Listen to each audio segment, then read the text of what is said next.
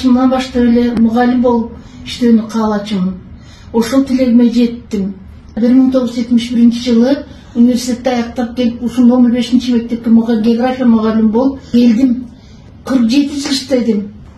Бул мезгилде мен окуткан окуучулардан бир топ окуучулар олимпиадаларда ийгиликтүү жетишкендерге жетишти.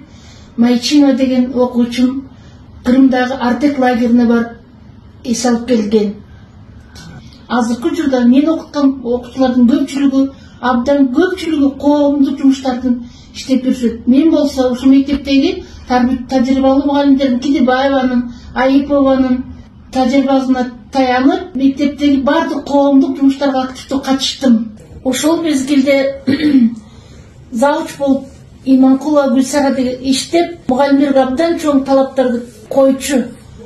Эч кандай мугалимдерде кечиктүү деген болгон эмес. Жарым саат мурда келип, окуучулар күтүп турчубуз. Ушундай күчтүү талап менен абдан алдыңкы окуучулар тарбиялап чыгарганбыз. Ушундай ошол окуучулар менен сыймыктанабыз. Биз окуткан окуучулардын ушул 7 областта бардык тармакта иштеген окуучуларыбыз менен дайыма сыймыктанабыз. Ушул окуучуларыбызды мектептин 100 жылдык мааракеси менен куттуктаймын. Алтын мектебим 100 жылдык мааракең менен куттуктаймын.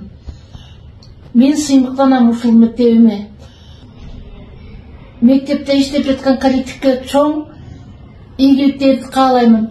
Келечекте таланттуу окуучуларды тарбиялай берүүнү каалаймын.